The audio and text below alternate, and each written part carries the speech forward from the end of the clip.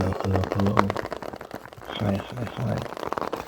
Hope you're well. Hope you're swell.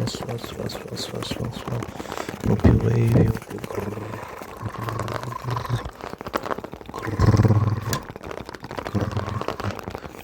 great.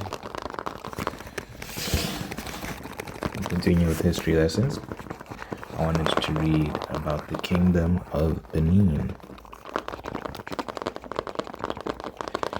The Kingdom of Benin. I'm learning about this for the first time along with y'all.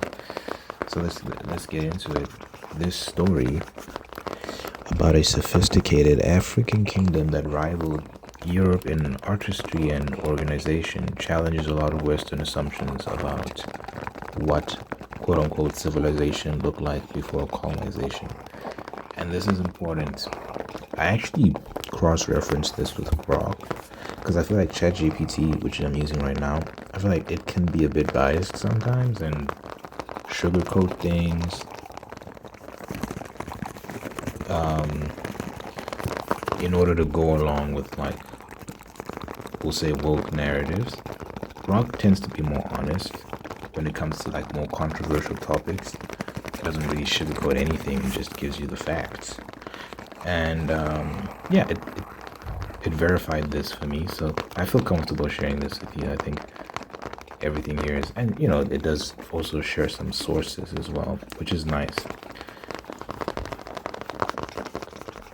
You get sources with the information, so everything we're reading seems to be factual, and you can also cross-reference as well if you want. But let's get into it. So the Kingdom of Benin, the empire that glowed before the world knew it existed. So, Section 1, a hidden civilization, the 1900s to 1400s. Long before the British Empire ever set foot in Africa, the Kingdom of Benin was already thriving. By around the 10th century, its people, the Edo, had built a complex city-state system deep in the West African rainforest. Their capital, Benin City, wasn't just a settlement. It was a marvel of urban planning, with broad streets, intricate drainage systems, and vast defensive walls, some of which were so large that modern archaeologists call them one of the largest earthworks in human history. The city walls and moats extended for over 16,000 kilometers combined, 4 times longer than the Great Wall of China if measured in total length. European explorers who eventually visited were stunned. A Dutch visitor in the 1600s wrote, "The city is larger than Amsterdam. The houses are close together and the streets are straight as a rule, wide enough for 9 men to walk abreast." At its height, Benin was cleaner, better organized, more artistically advanced than many European capitals.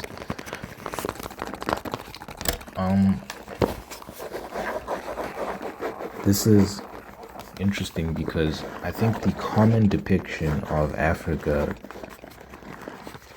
before colonization was that we're just flinging mud at each other and engaged in tribal warfare.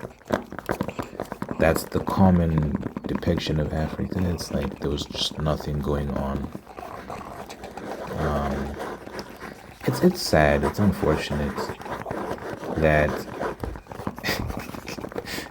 it just feels like sometimes you have to constantly make a plea for your or make the case for your humanity. It's like, no, we're just as capable as anyone else. And I think a lot of history just gets left out.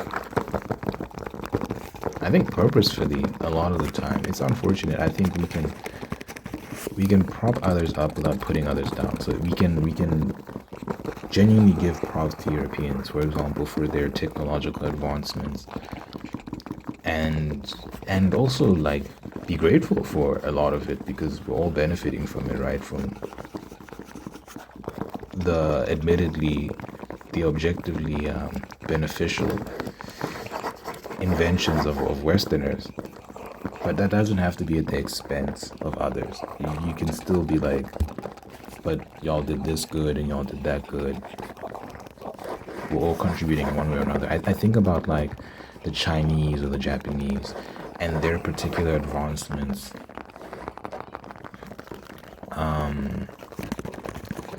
throughout history, and how it looked different from maybe like Western advancement, but it was still significant. I think the Chinese were the first to develop gunpowder and certain things. The Chinese invented a lot of things. And you think about Japan and its unique architecture and way of life, and they were advanced just in their own way. So I think when you read stories like this, it just makes you wonder, like, if it hadn't been for the destabilization that was a result of colonization, which, by the way, was facilitated by Africans. That's a part of history that gets left out as well. It's unfortunate, but it's also encouraging depending on how you look at it. Because I often ask myself the question, like, how the hell did we allow ourselves to be colonized by such a small group of people? Because if you think about it, these colonial forces, they were very small. They were coming on boats from a distant continent. They didn't know the land. They didn't know the layout. They were at a complete disadvantage, yet they managed to subjugate so many people. How? It's so embarrassing when you think about it that way. Turns out they could not have done it without our help. A lot of tribal chiefs, a lot of African leaders at the time facilitated the selling of slaves. They would sell off their own people for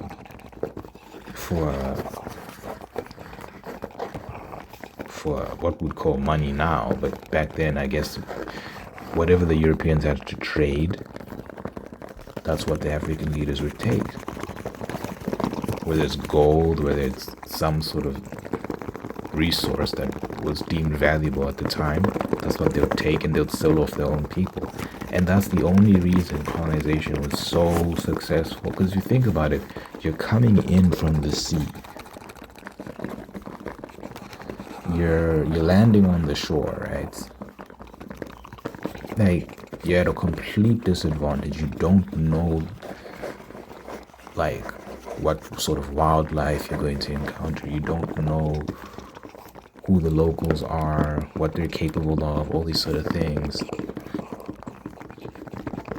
In order to be successful, you have to work with them. Now, they did have the benefit of having guns, and that definitely helped, but the numbers were just completely against them, right?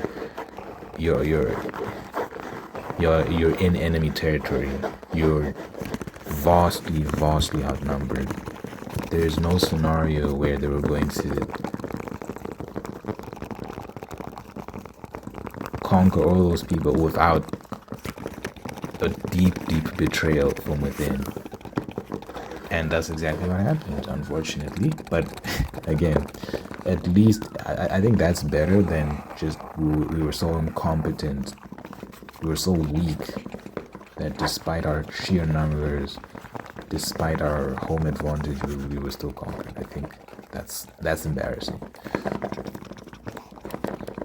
But yeah, there's overwhelming evidence that you can look up if you want about how African tribal chiefs and what have you were involved in the selling off of their own people. It's despicable, it's sad, but it's true.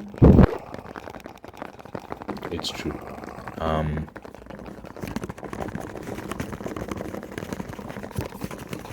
That being said, there are stories like this of Benin City and other places in Africa, Great Zimbabwe, places in West Africa. You hear like about genuine progress they were making, and it begs the question of what would the continent have looked like if it wasn't the destabilization that was a result of colonization, right? How, like, I just wonder what would have happened, because the narrative is that we wouldn't have advanced, we wouldn't have progressed, because there was no progression, which is just a lie. It's not true. That we read stuff like this and it shows that no, there was progress being made. We were covering good ground. So you just wonder, like, what could have been. Until this day, on the African continent, it's so frustrating, because people ask the question of why is Africa still poor, why can't they get it together? But I feel like we're not being honest about neocolonialism. This is not a woke talking point. I remember, like, the Italian Prime Minister Giorgia Meloni. She's conservative, she's right wing, some would say far right. She blatantly openly called out France for their neocolonial adventures in, I believe, Northeast Africa, I'm not sure. But basically, it's widely known that France extracts resources from certain African countries using privately funded militia groups. Just classic neocolonial tactics. You might fund opposition in certain countries, like, to destabilize political elections, all these sort of things. Whatever you can do to destabilize a region, you do that so that it's easier for you to send people in to extract resources. And France has been doing this for a long time. There is a country,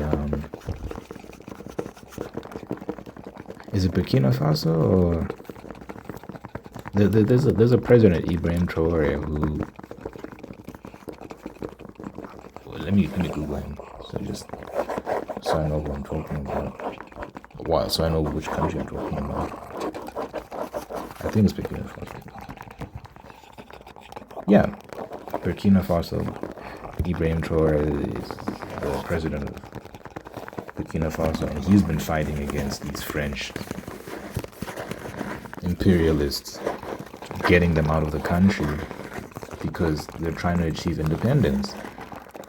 So when you ask, like, why is Africa still addled by poverty, we really need to address how a lot of, especially Western nations, are still engaged in a form of colonization. It's not the only reason, but it's certainly not helping. Certainly not helping, and it destabilizes so much, and it compounds, and it's hard to make progress in those sort of conditions, Is that happening across the entire continent? Not really. I don't think so.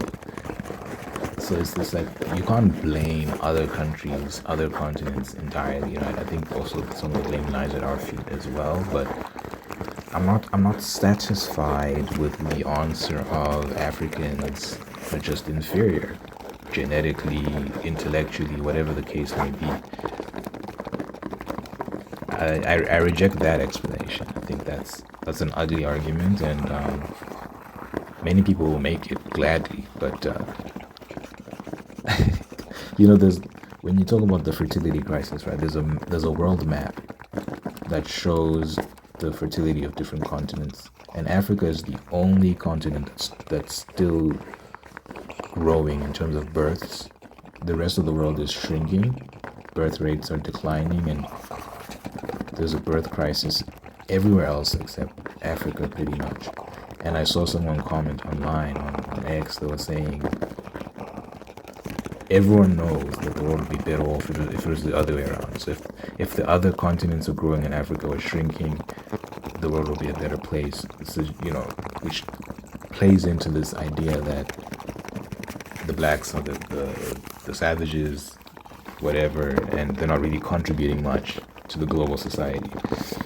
But yeah, I just reject that narrative. I think, as someone who lives in South Africa, which is one of the more well-off African countries, it's pretty nice here. I really don't think you'd be missing out on much, if anything, if you move from like a Western country to here. In fact, your money would stretch a lot further. I think your standard of living would actually improve, just because things are just a lot more affordable here. Which is why a lot of South Africans who migrate to like England, for example, end up coming back because they realize that the grass isn't always greener on the other side. There's certain advantages, don't get me wrong, there's certain advantages of living in a Western country, but I think the cost of living is just bonkers in the West right now. The cost of living is crazy. And when you weigh the cost versus the benefit, it's like, what are you really missing out on? Like, from a technology perspective, let me say from an amenities perspective, like, you're enjoying all the same things. You're driving the same cars, using the same gadgets, whether it's your phone, your laptop, your TV, your Wi-Fi, whatever. Housing is more spacious here, more affordable. You get a lot better options for a lot less money. I think the things that you might notice differences in is efficiency in public transport. I think the public transport here needs to work.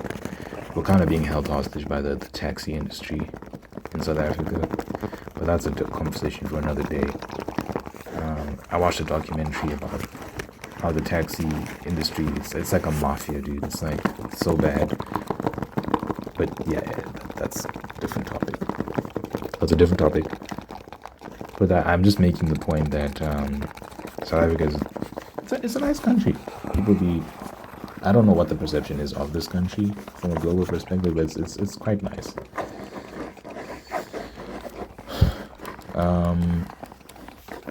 But now I've gotten sidetracked. What was my original point?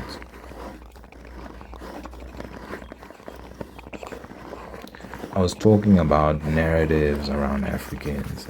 We have a lot more to offer than people realize, and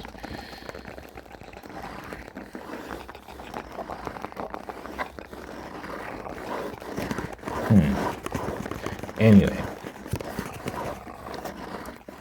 I think countries are developing across the African continent. We're seeing progress, and I think AI is going to be the great equalizer, just like the internet was for a lot of people. I think AI is going to take it a step further and result in rapid growth that is very unprecedented.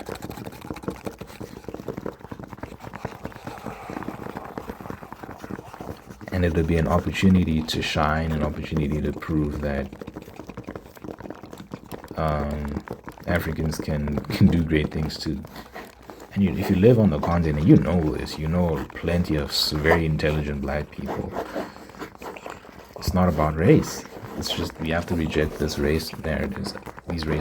And I think the racial stuff is becoming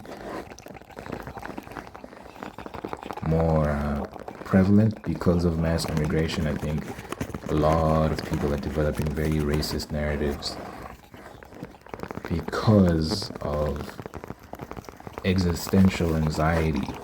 Like when your country is changing fundamentally, you're seeing people from different parts of the world coming into your country,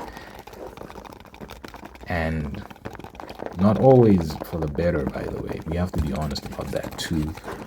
It's not always just to improve the country. It's like a lot of it is resulting in crime, erasure of cultural norms, and just conflicts because of cultural differences.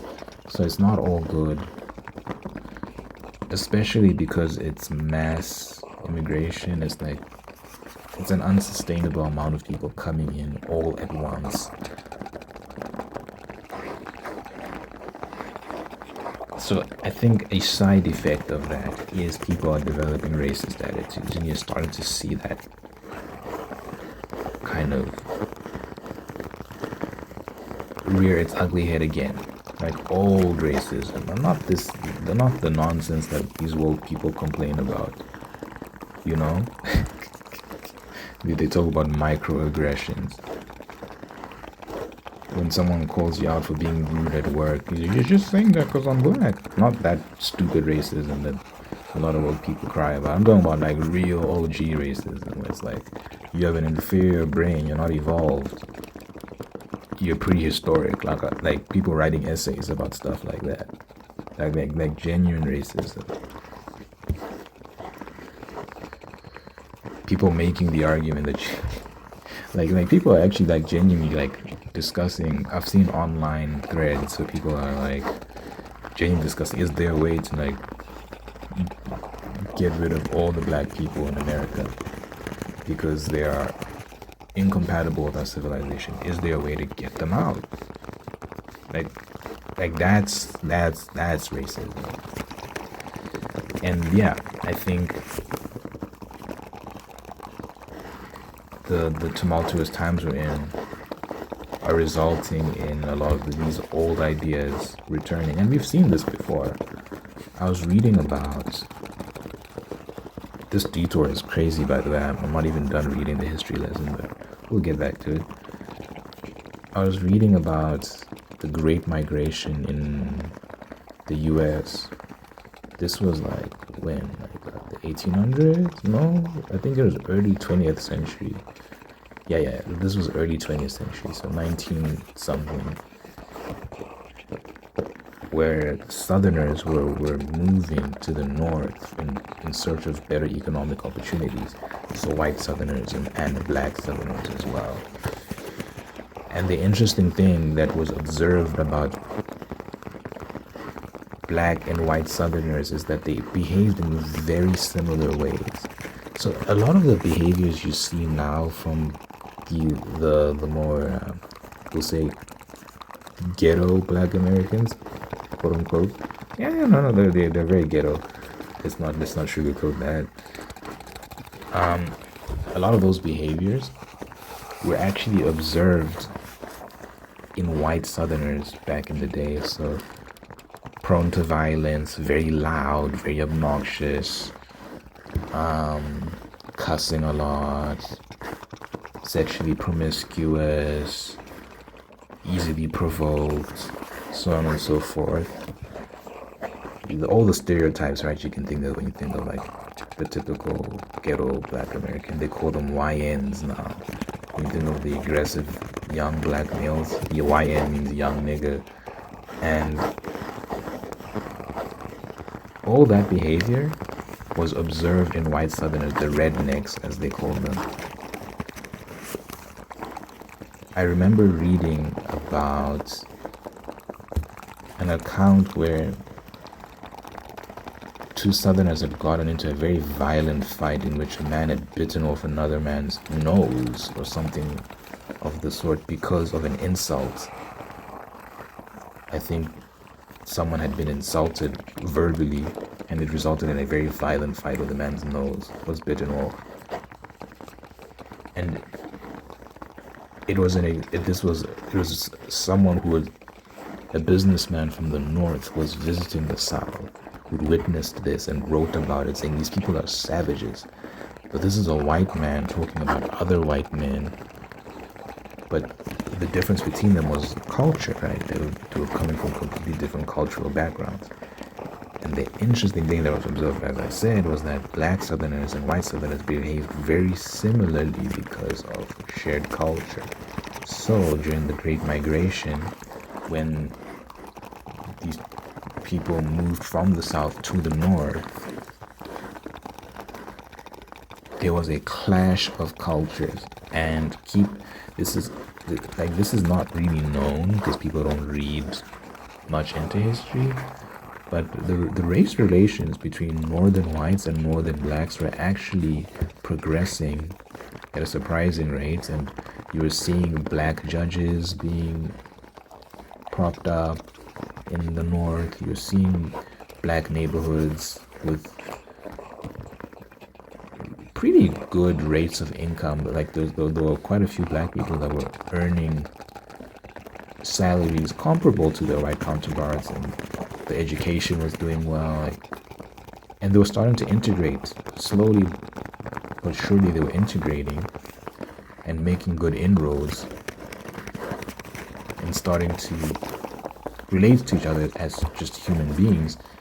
But then when the Great Migration happened, when Southerners moved into the North and they brought with them all their ratchet ways, it poisoned the relationship between the Northern whites and blacks, because people just defaulted to the whole thing of like blacks are savages, because they were witnessing the behaviors of the Southern blacks, and then they were using that to generalize and say this just must be the way they are, even though they'd spent time with the Northern blacks and seen that these people are clearly capable of good, wholesome conduct and high achievement. But hey, I guess people are not logical. I think when you're under stress, when your way of life is being threatened, you just kind of default to stereotypes, to demonization of your perceived enemy, right? The dehumanization of others in order to protect yourself. But I say all that to say, like, immigration is a tricky thing, because when it's not done properly and a bunch of people are kind of encroaching on your space, people develop very nasty attitudes towards each other. That's why you have to be careful about how you manage immigration and all these sort of things. The way it's being done right now is not good. I'm not against immigration. I'm actually all for it, because I think it's a good thing when people can be exposed to different parts of the world, people from around the world, all these sort of things. I want to live in a world where race doesn't matter, where you can be white, you can be black, you can be Asian, whatever, South American, and share space and everyone gets along. And you can actually have cultural unity in the sense that we can all agree on our culture, like what is the culture of this nation, all these sort of things. And we don't use race as a determinant factor of any of that. And we've seen this before, ancient Egypt, I believe ancient Rome to an extent. Obviously, you look at America as an example of that. But it's going through a lot right now. But I definitely do think it's possible for people of multiple race groups to inhabit space together and have a shared culture, shared values, shared religion, all these sort of things. What doesn't work is when you're trying to mix different cultures, different religions, different ways of life. I think that's when you start to see chaos. And this is what these globalists don't understand. Globalist is a tricky term because it can refer to a whole bunch of things, but anyway.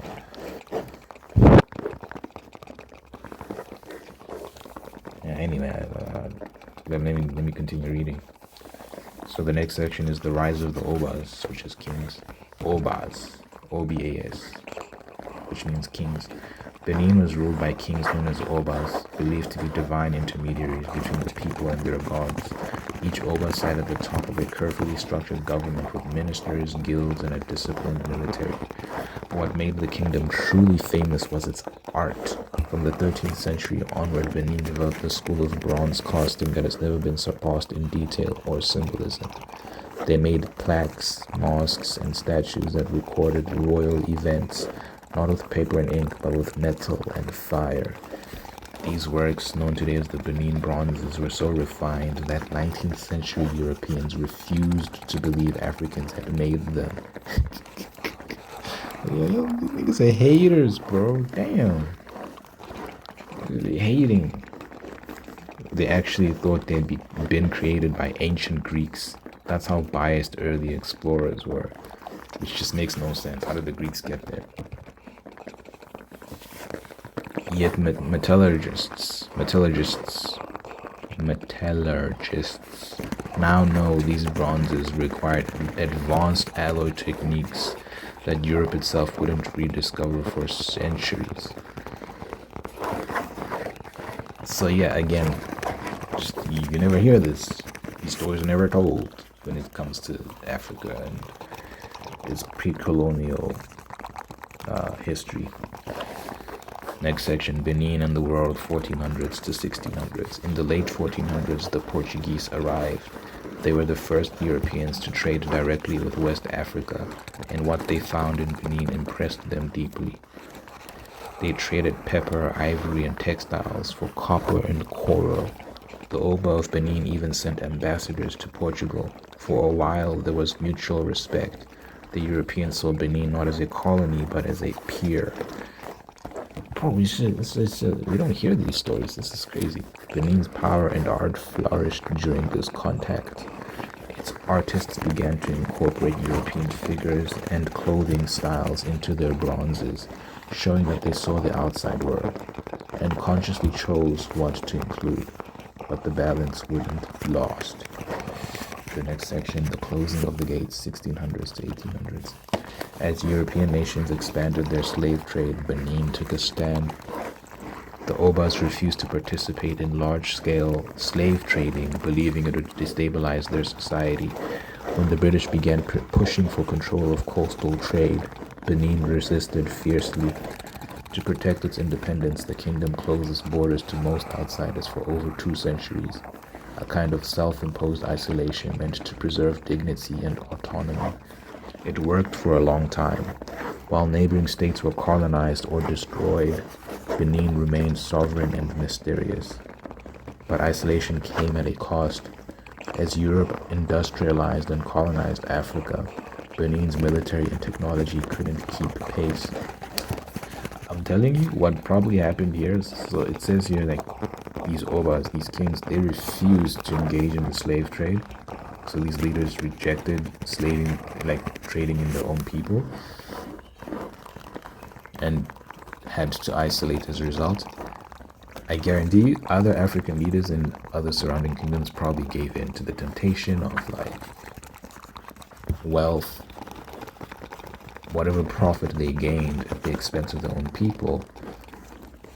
And it was so short-sighted because it's like a deal with the devil essentially.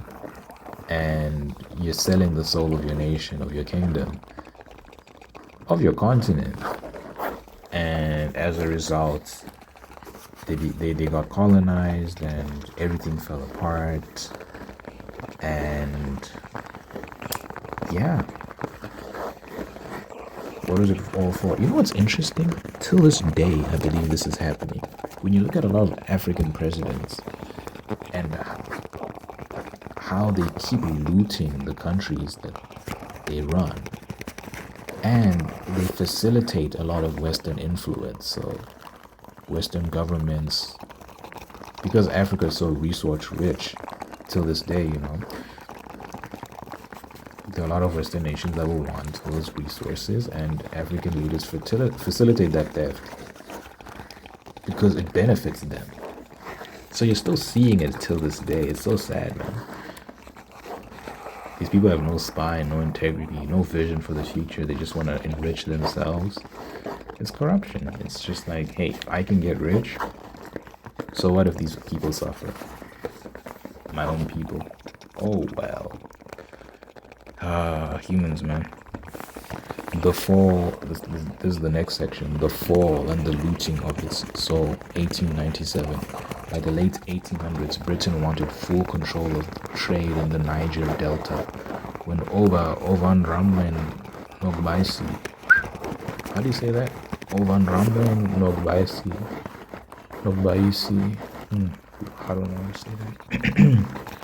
Ovan Ramlen Nogbaisi tried to resist. The British launched what they called a punitive expedition.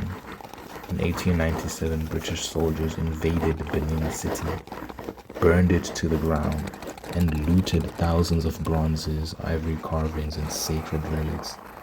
They stole more than 4,000 artifacts, scattering them across Europe to the British Museum, the Benin Ethnological Museum, and private collectors.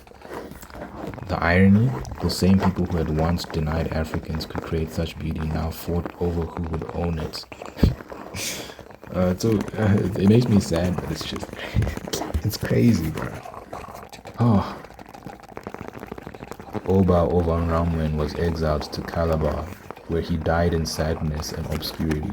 His city, once one of the most advanced in Africa, became a colony. Horrible. Yeah, I have mixed feelings about like these African artifacts in these European museums and whatnot. It's just it's painful to think about, man. It's painful, but at the same time, you know,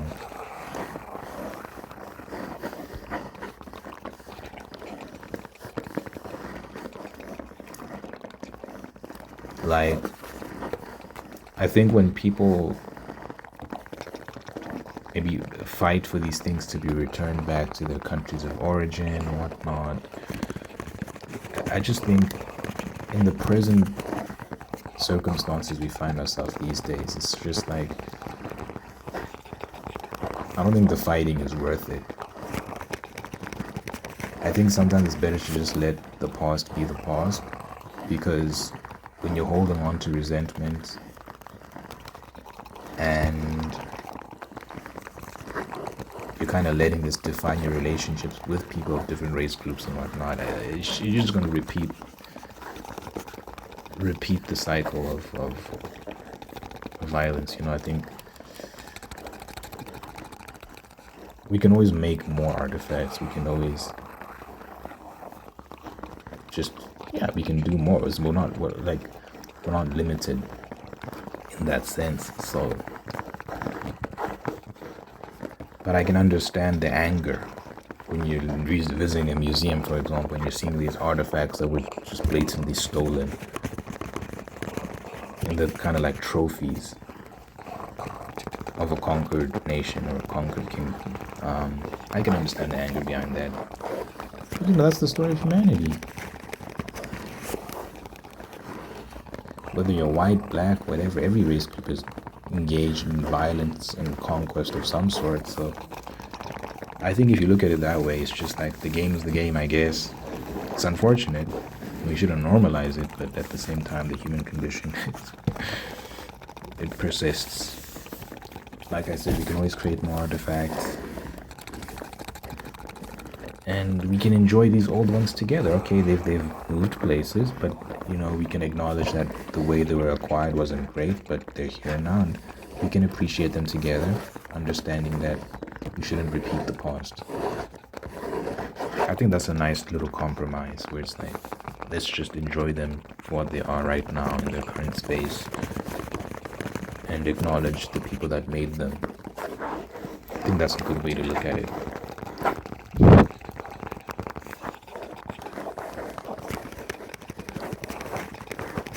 The next section, the afterlife of Benin's glory. Today, the Benin bronzes are world treasures, but their ownership remains controversial. Nigeria has demanded their return for decades, and only in recent years have some museums begun to repatriate a few pieces. Meanwhile, the descendants of the Edo people have revived parts of their traditions. The Oba's throne still exists, a symbol of continuity through loss. And those bronzes, gleaming behind glass in London and Berlin, whisper a truth too long buried, that African civilizations were not waiting for Europe. They were already thriving, advanced, and deeply spiritual. So yeah, Africa has a very complicated history. It's not all sunshine and rainbows in terms of the pre-colonial Africa, but we definitely had a lot of potential, and I just reject the narrative that we would have been nothing without European intervention, you know. But anyway, it's very interesting, very interesting. I hope you learned a lot.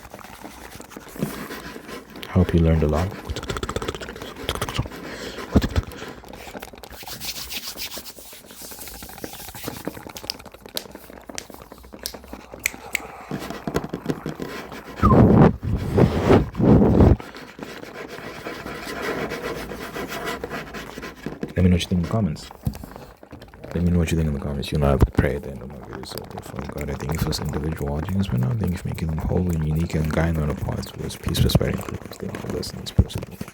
Wonderful people in their life who love them, take care of them, and bring the absolute best out of them. Thank you for maintaining them so that they have to do the same thing. Thank you for blessing this person with love and marriage and sustaining their love and marriage and making them very, very happy. Thank you for blessing this person with a spirit of gratitude so they can give thanks for all the wonderful things in their life. And by giving thanks, they can find peace, contentment, and attract even more blessings. Let your presence be felt in this person's life, so that your God, that you're real, that you love them, you're always be there for them, good health, long life, and happiness. So this person, in Jesus' name, we pray, amen, amen, and amen.